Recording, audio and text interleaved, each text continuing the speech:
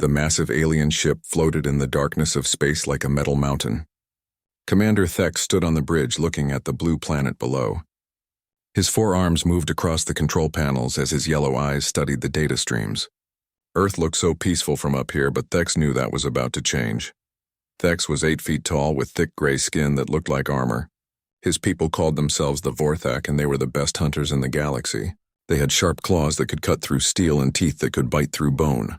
For thousands of years they had traveled from world to world hunting other creatures for sport. The hunting was what made life worth living for the Vorthaks.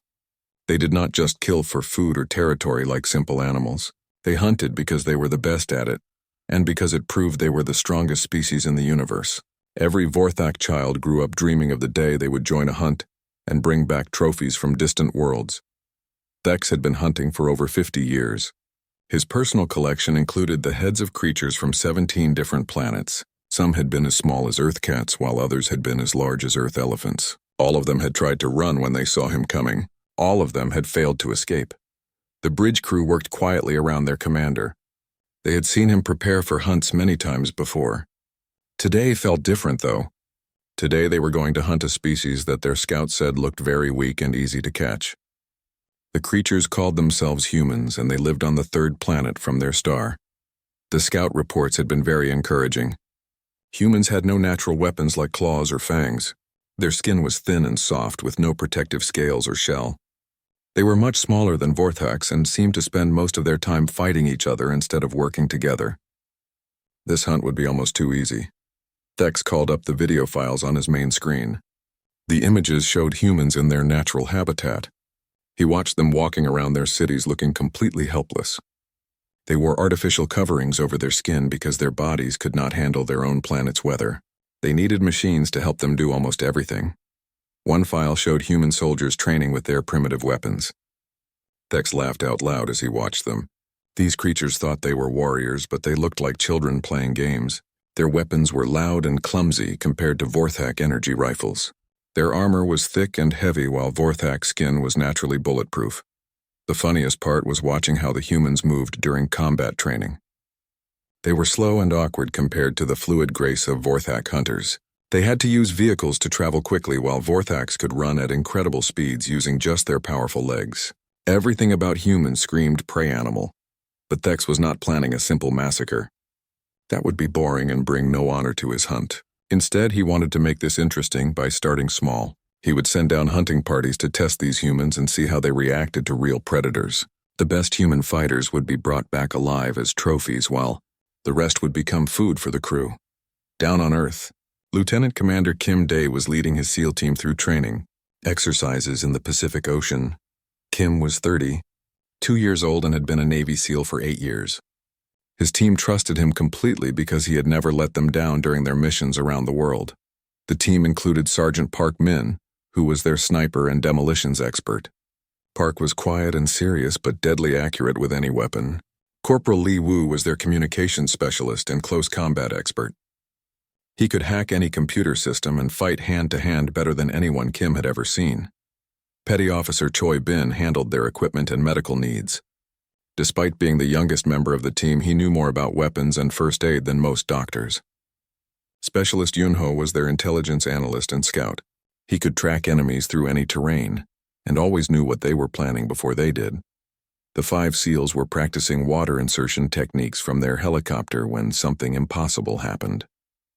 A craft that looked like nothing any human had ever built appeared in the sky above them. It was completely silent and seemed to bend light around itself like heat waves over hot pavement. The alien ship fired a beam of blue energy that hit their helicopter. All the electrical systems died instantly and the aircraft began falling toward the ocean.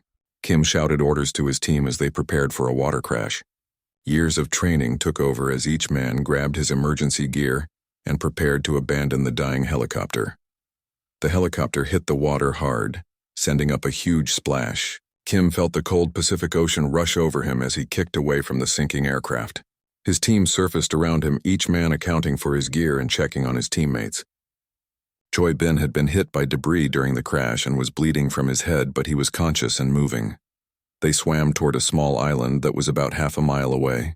The island was part of their training area, and Kim knew it well. There were caves and rocky areas that would provide good defensive positions if they needed them.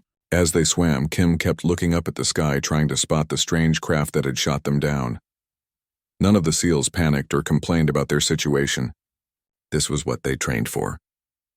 When everything went wrong and they were cut off from support, they became even more dangerous, not less. Each man carried enough weapons and supplies to fight for days if necessary. As they reached the beach and pulled themselves onto the rocky shore, Kim was already thinking tactically. Whatever had shot them down might come back looking for survivors. His team needed to find cover, set up communications, and prepare defensive positions. They had no idea they were about to become the prey in an alien hunting game. Above them, the cloaked Vorthak hunting ship watched and waited. Commander Thek selected his best hunters for the first wave. These humans would provide good sport before becoming dinner. The aliens had no idea they had just made the biggest mistake in their long history of hunting. They had chosen to hunt Navy SEALs. The morning sun cast long shadows across the small Pacific island as the Vorthak hunters prepared for their descent. In the alien ship above, Commander Thek watched his elite hunting party check their weapons one final time. These were his best warriors, each one a veteran of dozens of successful hunts across the galaxy. Hunter Prime Gorthex led the pack as always. He stood 9 feet tall even among his own people, and his collection of trophy skulls numbered in the hundreds. His forearms were covered in ritual scars from previous hunts, and his claws had been sharpened to razor edges. Behind him stood 5 other hunters, each eager to add human skulls to their personal collections. The hunters wore minimal armor because they preferred to rely on their natural advantages. Their thick gray skin could stop most primitive projectiles, and their enhanced reflexes made them almost impossible to hit in close combat. Each hunter carried an energy rifle that could punch holes through solid stone, and a collection of traditional hunting blades. Thex gave the final orders to his hunting party. They were to materialize on the island at dawn and begin tracking the humans. The prey should be easy to find since humans had such strong heat signatures and left obvious tracks everywhere they went. The hunters were to toy with their victims for a while before making the killing strikes. The plan was simple and had worked on 17 other worlds. Appear suddenly to create fear and confusion, then chase the panicking creatures until they collapsed from exhaustion. The strongest survivors would be captured alive while the others would be killed quickly. It had never failed before, and Thex saw no reason why it would fail now. Down on the island, Kim Day had positioned his team in a defensive formation around a cluster of large rocks near the center of the island. Each SEAL had found good cover with clear fields of fire in multiple directions. They had been awake all night preparing for whatever was coming. Park Min had set up his sniper position on the highest rock with a clear view of the entire island. His rifle was loaded with armor-piercing rounds that could punch through military-grade steel. Li Wu and Yun Ho had positioned themselves on the flanks where they could execute crossfire patterns if enemies approached from multiple directions. Choi Bin, despite his head injury, had managed to establish basic communications with their base using emergency equipment. The transmissions were being jammed by something, but he was able to send short burst messages that would eventually reach help. Kim took position in the center where he could coordinate his team and respond to threats from any direction. The SEALs had also prepared backup positions and escape routes in case their primary defense was overwhelmed. Years of training had taught them to always have multiple plans and never rely on just one strategy. They had booby-trapped several approaches to their position and set up early warning systems using their equipment. When the alien hunters materialized just after sunrise, the SEAL team was ready. The aliens appeared in a flash of blue light about 200 yards from the rocky outcrop. Their cloaking technology made them hard to see, but not impossible for trained eyes to track. Gorthex stepped forward and let out a bone-chilling roar that had terrified countless species across the galaxy. The sound was meant to paralyze prey with fear and send them running in panic. He expected the humans to scatter like frightened animals, just like every other species had done before. Instead, Kim Tae gave a hand signal, and his team opened fire with coordinated precision that stunned the alien hunters. Park Min's sniper rifle cracked first, and the heavy round punched straight through Gorthex's chest armor like it was made of paper. The huge alien staggered backward with dark blood spraying from the massive wound. Li Wu and Yun Ho opened up with their assault rifles, laying down disciplined fire that caught 2 more hunters in a deadly crossfire. Their armor-piercing rounds shredded alien skin and armor with devastating effect. The hunters had expected to face primitive projectile weapons, not military-grade ammunition designed to penetrate armored vehicles. The remaining aliens tried to return fire, but they were completely unprepared for human tactics.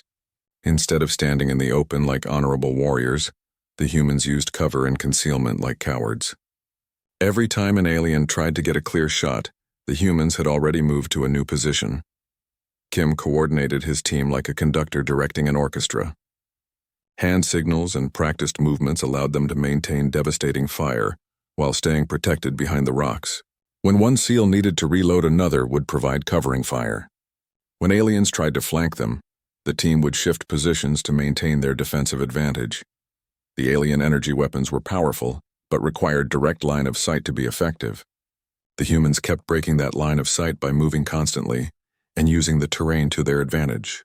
What should have been a simple hunt was turning into a nightmare for the Vorthak warriors. Choi Bin continued working on communications while also serving as the team medic and ammunition supplier. Despite his injuries, he kept track of everyone's condition and made sure they had what they needed to keep fighting. His technical skills allowed him to boost their radio signals and eventually break through the alien jamming. Within minutes, 3 of the 6 alien hunters were dead, and the other 3 were wounded. Gorthex himself was barely alive and crawling behind cover while dark alien blood pooled around him. The hunters who had expected easy prey had instead walked into a perfectly executed ambush by expert warriors. The surviving aliens retreated using their cloaking technology, but the damage was done. Their entire worldview had been shattered in a few minutes of combat. These humans did not run in terror when faced with superior predators. Instead, they had fought back with skill and determination that rivaled the best Vorthak warriors. Park. Min tracked one of the retreating aliens through his scope and put another round through its back as it tried to escape. The creature dropped dead just yards from its extraction point. Li Wu and Yun. Ho swept the battlefield collecting alien weapons and equipment while staying alert for more enemies. Kim called in their situation to base using the communications equipment Choi Bin had repaired. Help was coming, but it would be hours before rescue arrived. The SEAL team had to assume more aliens would attack before then. They needed to prepare for the next round while studying their new enemies. The first engagement had lasted less than 10 minutes, but it had changed everything. The hunters had become the hunted, and the prey had revealed themselves to be apex predators. Above them in the cloaked ship, Commander Thek stared at his screens in shock as he realized his perfect hunters had been destroyed by a handful of humans. The real war was just beginning. Commander Thek stood in the center of his bridge with all 4 arms shaking in rage. The display screens around him showed the aftermath of the first hunting party. 3 of his best warriors were dead and the other 3 were badly wounded. These soft, weak humans had somehow defeated Vorthak elite hunters in direct combat. The commander's yellow eyes burned with fury as he watched the recorded battle footage again and again. His hunters had followed perfect Vorthak tactics that had worked for thousands of years. They had appeared suddenly, roared their challenge, and expected the prey to scatter in terror. Instead, the humans had responded with coordinated fire that cut down experienced warriors like children. Thex called his senior staff to an emergency meeting in the war room. The walls were covered with trophies from successful hunts on dozens of worlds. Skulls and weapons from countless species served as reminders of Vorthak's superiority. But today, those trophies felt like mockeries as the commanders tried to understand what had gone wrong. War leader Krex was the first to speak. He had been studying the human tactics and had some disturbing observations to share. The humans had not fought like any prey species in their experience. Instead, they had used advanced military techniques that showed extensive training and preparation for exactly this type of combat situation. The humans had established interlocking fields of fire that prevented the hunters from using their superior speed and agility. They had used armor-piercing ammunition that could penetrate Vorthak's skin, despite being fired from primitive chemical weapons. Most disturbing of all, they had shown no fear when faced with creatures that should have terrified them into paralysis. Thex demanded immediate answers, but his staff had few to give. Their intelligence reports had clearly shown humans as weak prey animals with no natural weapons or armor. The reports had mentioned human military forces but had dismissed them as crude and ineffective compared to advanced alien technology. The truth was becoming clear, though. Human military forces were not crude at all.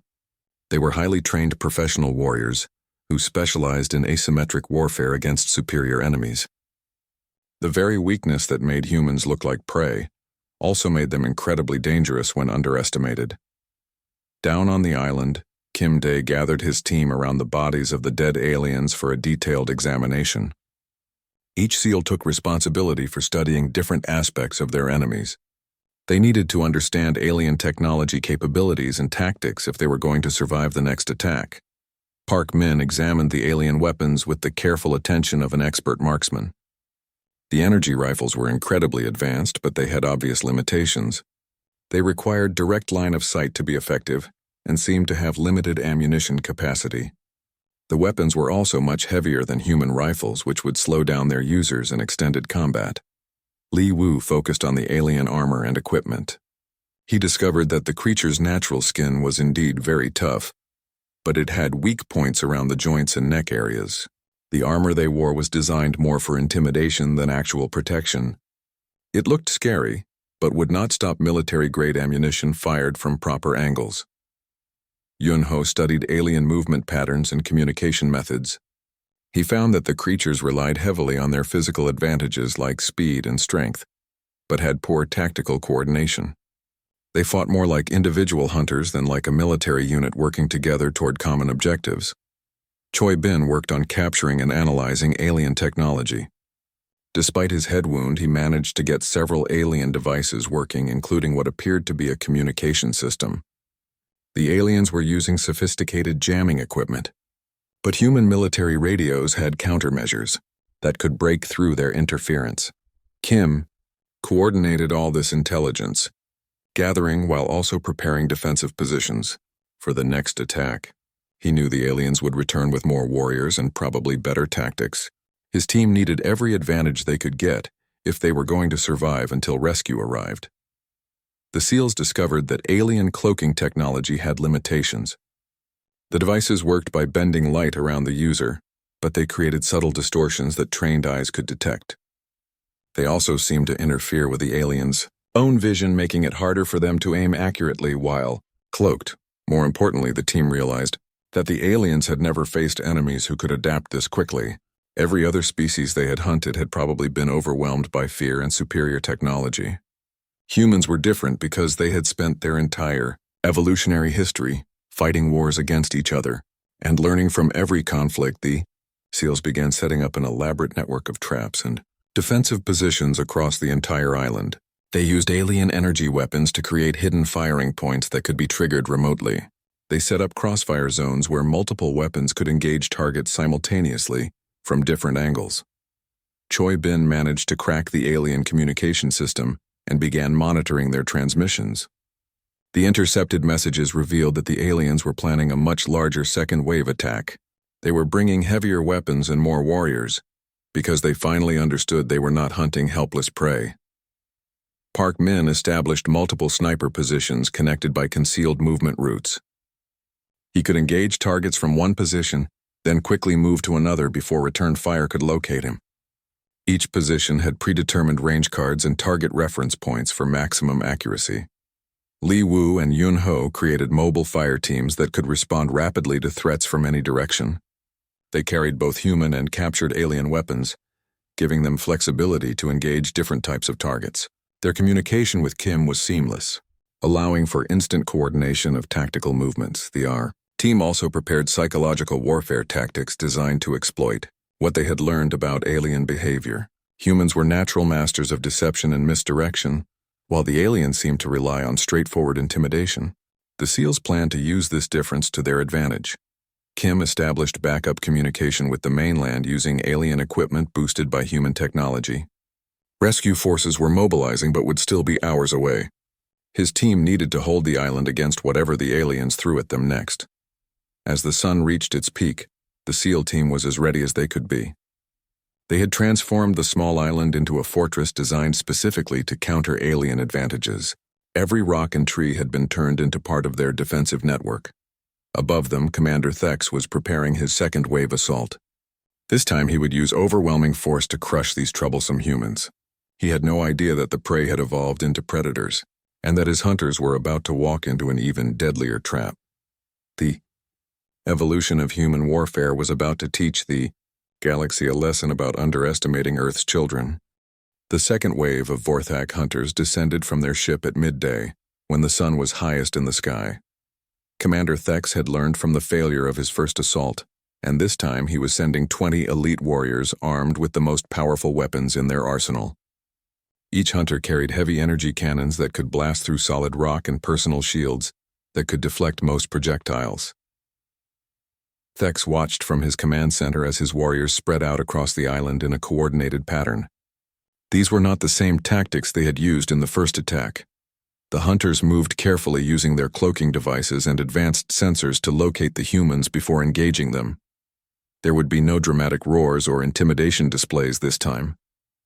War Leader Krex commanded the ground assault from a mobile command post that had been set up on the beach. His tactical displays showed the positions of all 20 hunters as they advanced inland toward the rocky area where the humans had taken shelter. Everything was going according to the new plan designed to overwhelm human defenses with superior firepower and numbers. The alien warriors had studied the recordings from the first battle and believed they understood human tactics now. The creatures used cover and crossfire to multiply their effectiveness, but they could be defeated by overwhelming force applied from multiple directions simultaneously. At least that was what the Vorthak military analysts had concluded. What the aliens did not understand was that the SEALs had been busy during the hours between attacks. The island now contained dozens of hidden positions connected by concealed tunnels and camouflaged pathways. Every approach route had been turned into a killing zone with overlapping fields of fire from multiple concealed positions. Kim Dai watched the alien advance through captured Vorthak sensors that Choi Bin had managed to hack and reprogram. The enemy was moving in a classic envelopment pattern designed to surround and crush his team. It was exactly what he had expected them to try, and exactly what his defensive plan was designed to counter.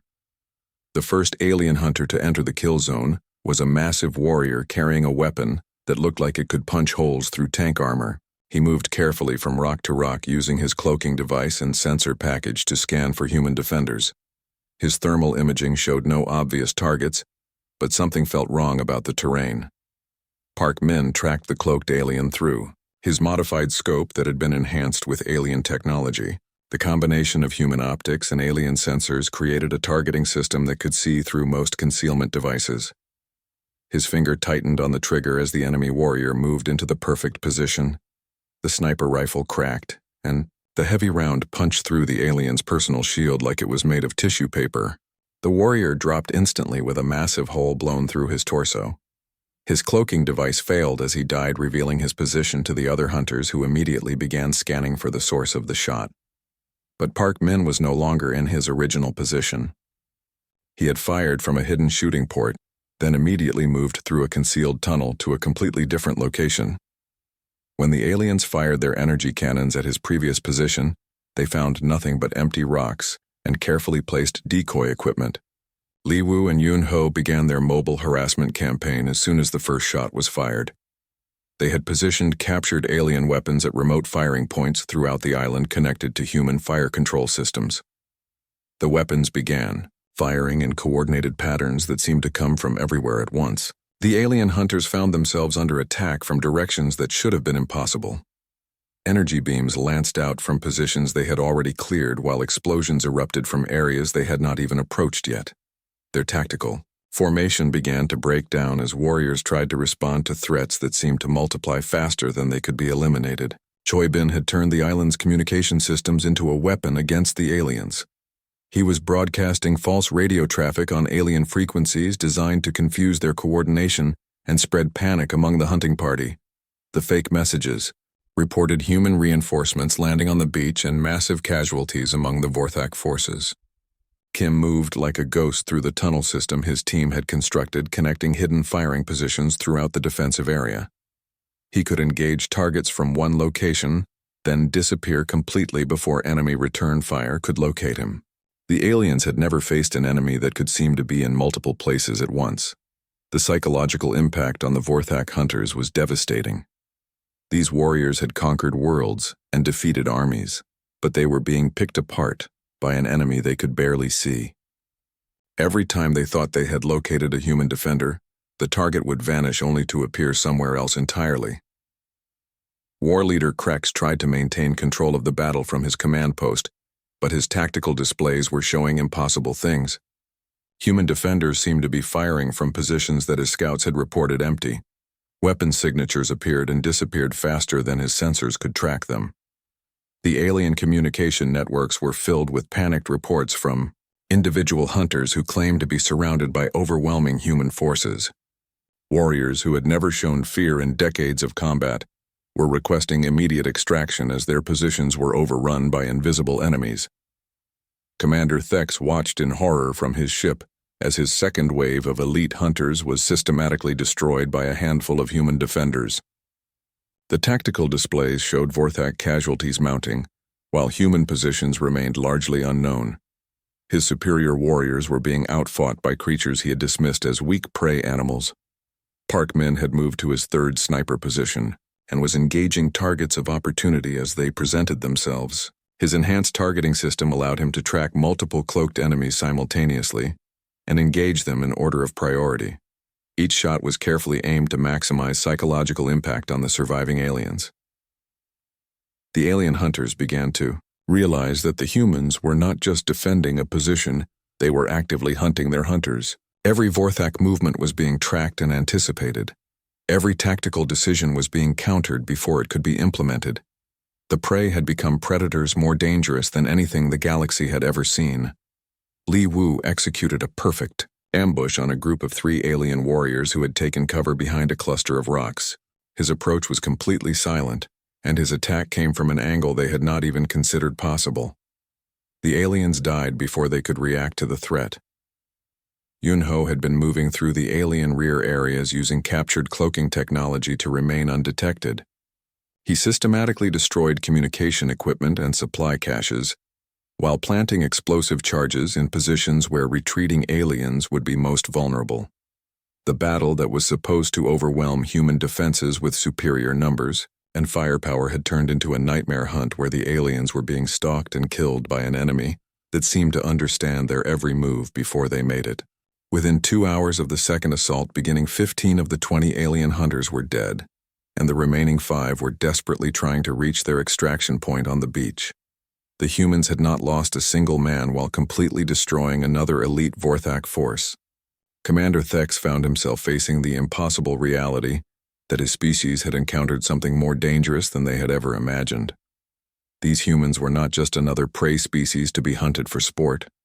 They were apex predators who had turned the hunt into their own deadly game. The Vorthak High Command chamber fell silent as Commander Thex finished his report to the assembled war leaders. The massive room was carved from solid stone and decorated with hunting trophies from across the galaxy. But today those symbols of conquest felt hollow and meaningless. The impossible had happened, and no one knew how to respond. Fleet Admiral Vorthak himself sat on the command throne listening to details that challenged everything their species believed about themselves and their place in the universe. His people had been the apex predators of known space for over 3,000 years. They had conquered 17 worlds and hunted hundreds of species to extinction. Nothing had ever successfully resisted them before. The tactical displays showed the complete destruction of 2 elite hunting parties by a single human military unit. 26 of their best warriors had been killed by 5 humans using primitive chemical weapons and basic military tactics. The casualty ratio was so one-sided that many commanders refused to believe the reports were accurate. War leader Krex stood to address the assembly with detailed analysis of the human combat footage. His voice carried the weight of someone who had personally witnessed the impossible. These humans did not fight like any prey species in their extensive database. They fought like natural-born killers who had been training for war their entire lives. The humans used combined arms tactics that allowed them to multiply their effectiveness through coordination and planning. They adapted to new threats faster than any species the Vorthaks had encountered. Most importantly, they showed no fear when facing obviously superior enemies. Instead, they seemed to become more dangerous when the odds were against them. Admiral Vorthak ordered his intelligence division to compile complete files on human military capabilities. What they discovered over the following days shattered every assumption they had made about this species. Humans had been fighting wars continuously for their entire recorded history and had turned warfare into a science. The intelligence reports revealed that humans had developed military tactics and strategies that rivaled anything in Vorthak databases. They had created professional warrior classes that trained constantly for combat against any possible enemy. Their weapons technology might be primitive, but their tactical knowledge was incredibly sophisticated. Most disturbing was the discovery that the 5 humans who had defeated their hunting parties were members of an elite unit called Navy SEALs. These warriors represented the absolute peak of human military capability, and there were thousands of them scattered across Earth. Each one was trained to fight against overwhelming odds and win. Through superior tactics and determination, down on the island, Kim Day and his team were finally rescued by a full Navy SEAL platoon, supported by Marine Corps helicopters. The rescue force had expected to find survivors hiding from alien attackers. Instead, they found 5 calm professionals who had turned their crash site into a fortress and eliminated every enemy who had approached. The debriefing sessions that followed were unlike anything in military history. Kim and his team had to explain how they had defeated technologically superior aliens using standard military equipment and tactics. The key had been treating the engagement as a normal combat mission rather than panicking about facing unknown enemies. Park Min explained his sniper tactics to a room full of military analysts who were trying to understand how one man had killed 8 alien warriors without taking a single casualty. His secret was patience and preparation, combined with the ability to think several moves ahead of his enemies, like playing chess at superhuman speed. Li Wu and Yun Ho described their mobile warfare techniques that had allowed them to seem like they were everywhere at once during the battle. They had used the island terrain and captured alien technology to create a network of fighting positions that could engage enemies from any angle while remaining virtually invisible. Choi Bin had documented everything he had learned about alien technology and tactics during the engagement. His technical analysis revealed that the aliens relied too heavily on their natural advantages and had not developed effective countermeasures. For human military doctrine, the 5 SEALs were promoted and assigned to a new military unit tasked with developing anti-alien warfare doctrine. Their experience fighting the Vorthaks would be studied and taught to military forces around the world. Earth was preparing for the possibility that more alien species might make the same mistake as the hunters. Back in space, the Vorthak fleet was receiving new intelligence about human capabilities that painted an increasingly terrifying picture. Earth was not a peaceful world inhabited by weak prey animals.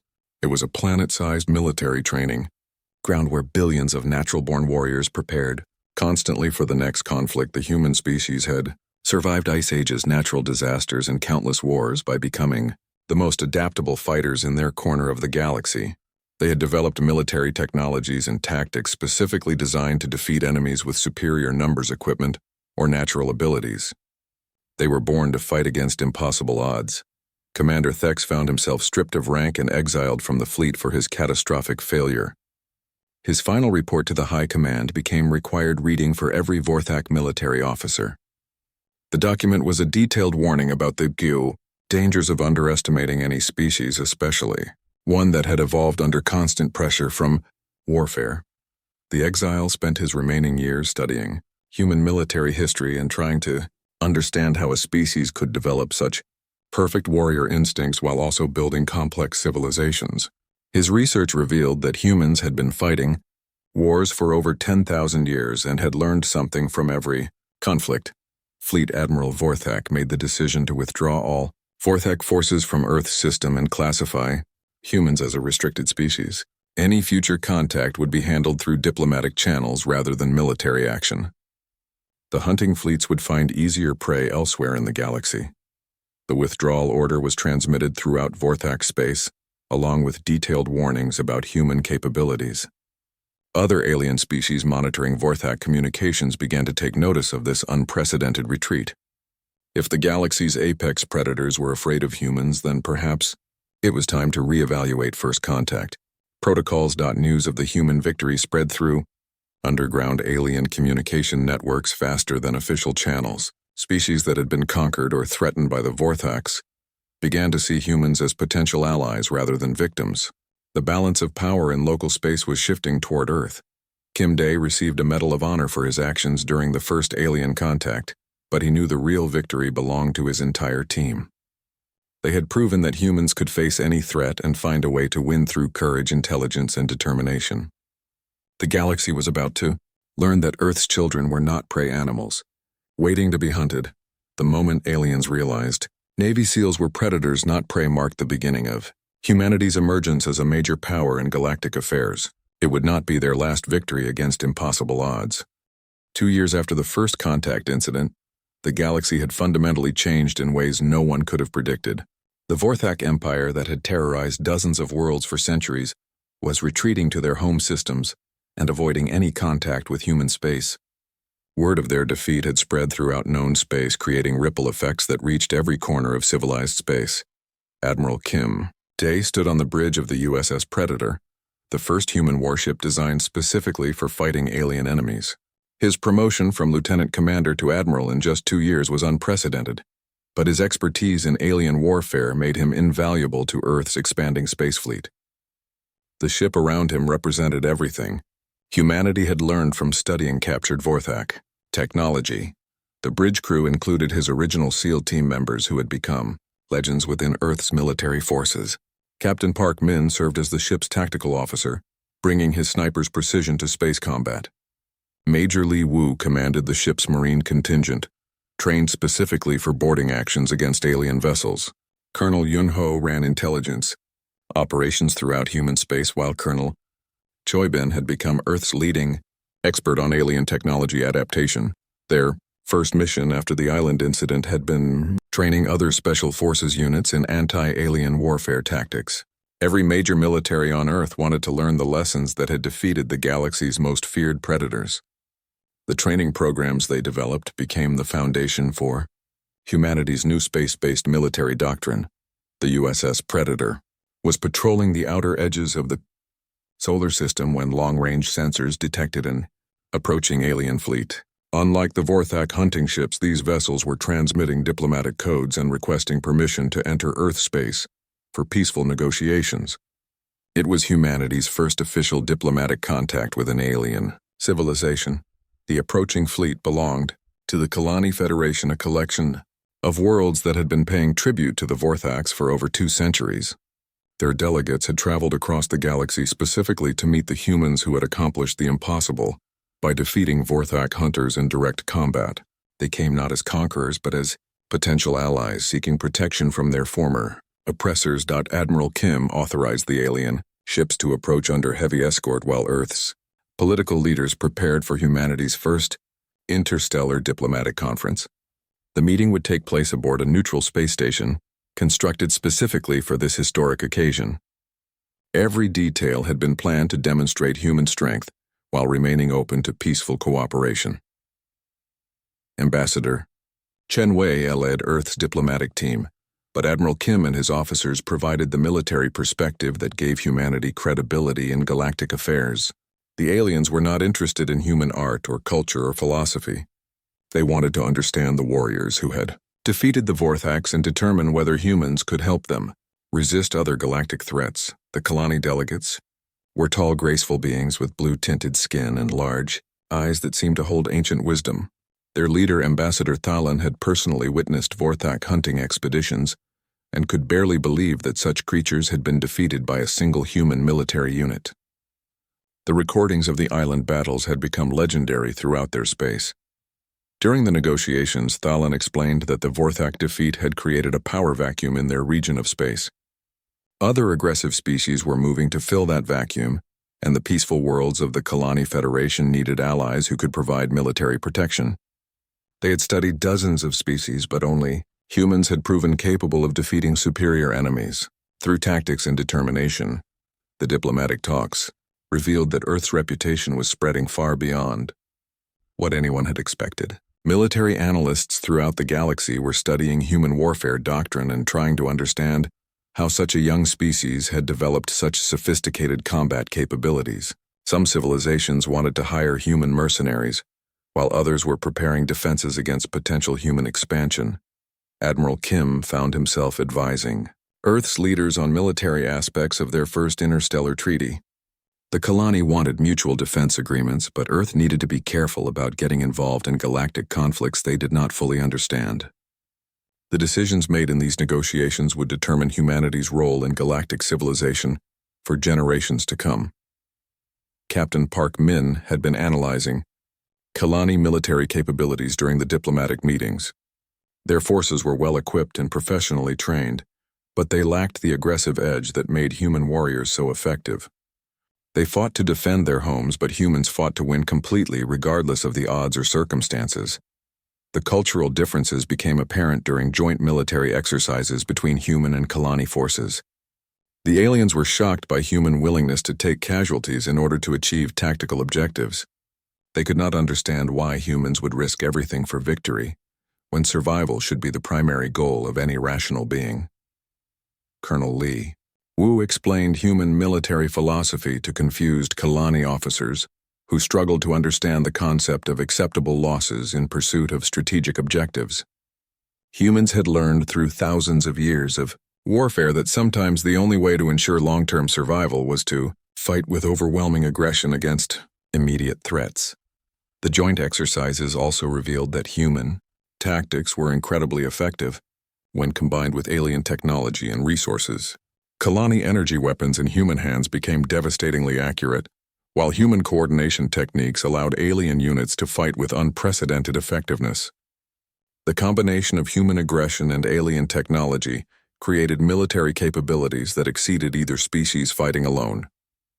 Colonel Choi Bin worked with Kalani scientists to develop new hybrid technologies that combined the best aspects of both civilizations. Human adaptability allowed them to improve alien designs, while alien science provided capabilities that humans could not achieve independently. The technological exchange benefited both species enormously. News of the Human-Kalani alliance spread throughout known space, and other civilizations began requesting diplomatic contact with Earth. Some wanted trade agreements, while others sought military alliances against common enemies. Humanity found itself at the center of galactic politics despite having achieved spaceflight only recently by alien standards. The Vorthak Empire watched these developments with growing concern from their distant homeworlds. Intelligence reports indicated that humans were not content to simply defend Earth, but were actively building alliances and expanding their influence throughout local space. The prey species they had tried to hunt was becoming a major galactic power. Former commander Thex, now living in exile on a remote Vorthak colony, spent his days writing detailed analyses of human military capabilities for anyone willing to read them. His warnings about underestimating humans had proven prophetic, but most Vorthaks still refused to believe that any species could be more dangerous than themselves. Admiral Kim received reports that other alien hunting species were reconsidering their expansion plans after studying the Vorthak defeat. The galaxy's predator races were realizing that humans represented something entirely new in their experience. These were not prey animals to be hunted, but apex predators who had evolved under constant warfare pressure. The USS Predator completed its patrol and returned to Earth orbit, where construction was underway on humanity's first interstellar fleet. Each ship incorporated lessons learned from fighting the Vorthaks and was designed to project human military power throughout local space. The fleet would ensure that no species would ever again mistake humans for helpless prey animals. As Admiral Kim looked out at Earth from his bridge, he reflected on how much had changed since that day his SEAL team had crashed on a small Pacific island. They had been 5 men fighting for survival against impossible odds. Now they were leaders of humanity's expansion into a galaxy that was learning to respect and fear Earth's children. The moment aliens realized Navy SEALs were predators, not prey, had marked the beginning of humanity's true destiny among the stars. The hunt was over, and the age of human dominance had begun. The galaxy would never be the same again.